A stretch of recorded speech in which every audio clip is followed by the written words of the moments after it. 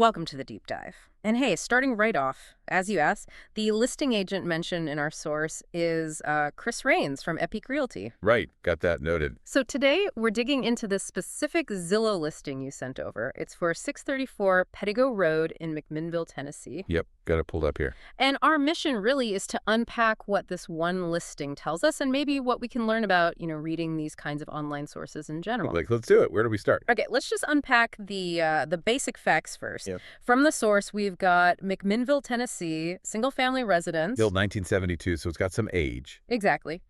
3 beds listed, total interior space around 2,370 square feet, and the lot size is just under an acre, 0.92 acres. And the status? What's happening with the price?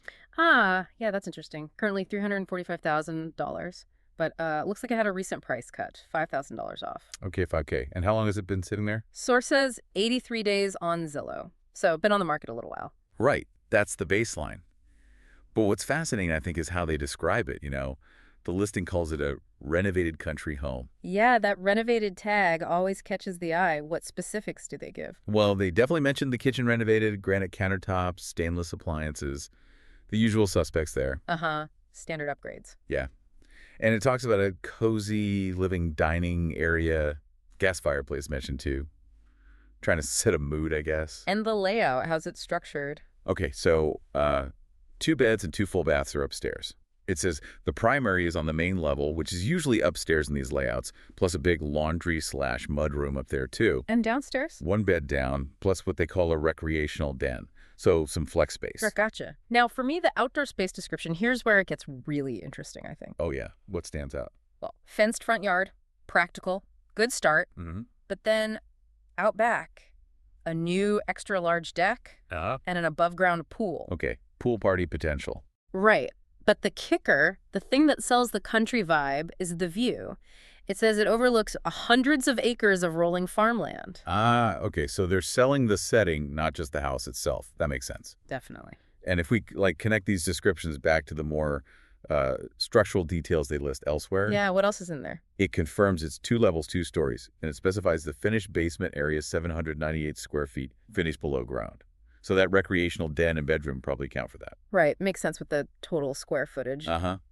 Exterior materials, brick with a metal roof. Those are good details. Durability, maintenance considerations. Definitely. And utilities. City or? Nope, it mentions septic and private water. So that's a different responsibility for a homeowner. But cable is connected, it says. Important distinction, the septic and well. What about the financials shown? Okay, tax info. Assessed value is listed at $178,500.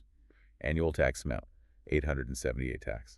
$878 tax on a $178K assessment, but listed at $345K. Interesting gap there. Yeah, and the price per square foot works out to $146 based on the list price. So, okay, we've pulled out all these pieces. The price cut, the 83 days on market, the reno details, septic, private water, the tax assessment versus list price. What does looking at this specific listing really teach you, the listener, about, digging into any online source like Zillow? Well, I think it really shows how much data is layered into just one online listing.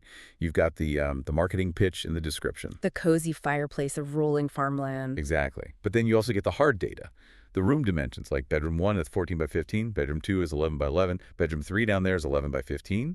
You get practical stuff like parking details, 3 total spaces, 1 attached garage, plus a 2-car carport. Right, so lots of different types of info. Precisely. And the skill, the deep dive, is learning how to see all those layers together, how to quickly pull out what's relevant to you, and maybe more importantly, recognizing what details make you go, I need to ask more about that. Like the price cut and the days on market makes you wonder about local conditions. Or the septic and private water.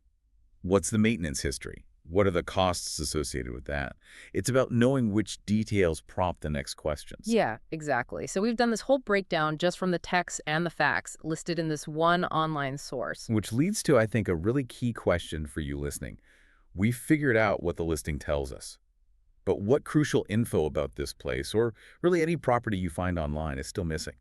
What do you absolutely need to know that this digital snapshot just doesn't cover? What questions does the source not answer? That's the real takeaway. Keep digging. Keep asking those questions. Yeah, absolutely. Thanks for tuning in.